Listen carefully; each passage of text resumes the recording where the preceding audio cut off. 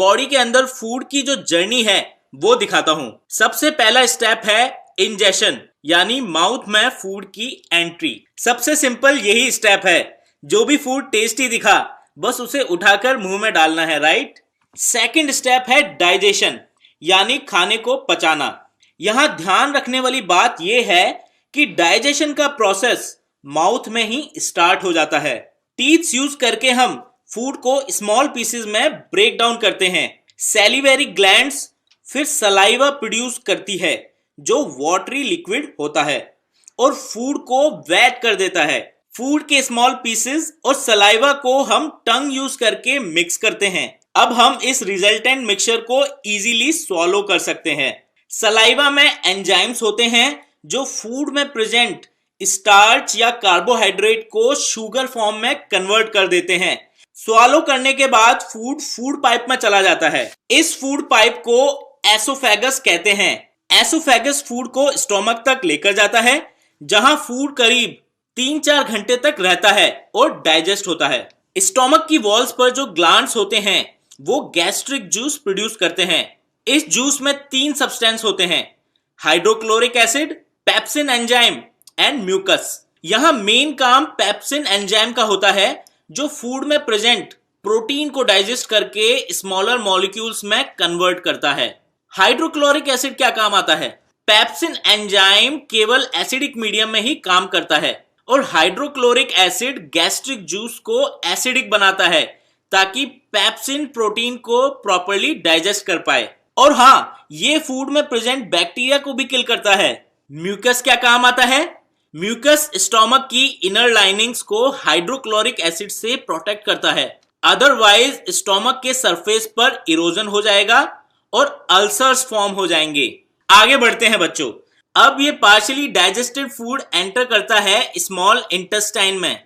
Small intestine 6.5 metres का एक narrow pipe है जो कॉइल फॉर्म में अरेंज्ड रहता है। स्मॉल इंटेस्टाइन में फूड का डाइजेशन कंप्लीट हो जाता है। फूड में present carbohydrates, protein and fat सबका फाइनल डाइजेशन यही होता है।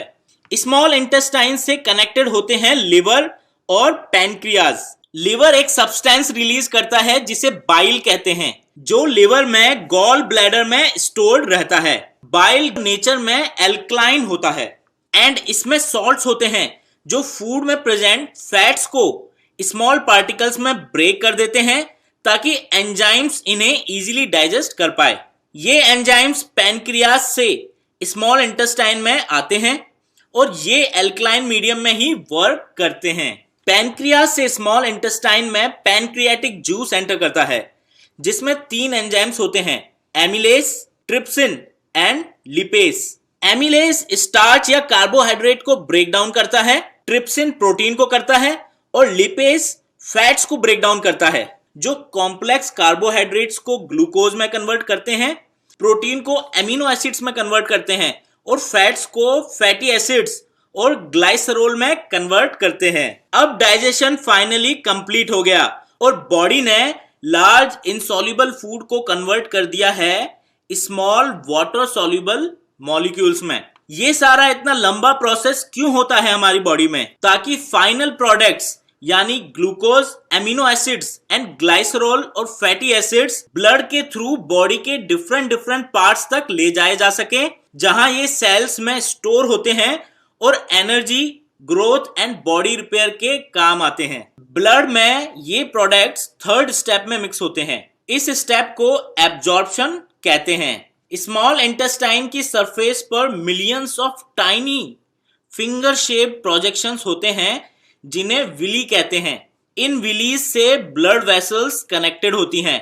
विली फूड को एब्जॉर्ब करते हैं और ब्लड वेसल्स तक पहुंचाते हैं। 4th स्टेप है एसिमिलेशन। इस स्टेप में blood digested and dissolved food molecules को यानी glucose, amino acids and glycerols को बॉडी सेल्स तक लेकर जाता है। इन मॉलिक्यूल्स की कुछ क्वांटिटी तो cell immediately energy and repair के लिए यूज में ले लेते हैं। जो फूड मॉलिक्यूल्स एक्सेस बच जाते हैं वो लिवर में ग्लाइकोजन की फॉर्म में जाकर स्टोर हो जाते हैं और जब जब बॉडी को नीड होती है ये ग्लाइकोजन बॉडी सेल्स को एनर्जी देता है। लास्ट स्टेप 5 है इजेशन, जो फूड बॉडी स्मॉल इंटेस्टाइन में डाइजेस्ट नहीं कर पाती वो लार्ज इंटेस्टाइन में चला जाता है। यहां रिमेनिंग फूड का पूरा वाटर विलीज की हेल्प से लार्ज इंटेस्टाइन एब्जॉर्ब कर लेती है और फाइनली ये सॉलिड फूड रेक्टम में जाकर स्टोर हो जाता है।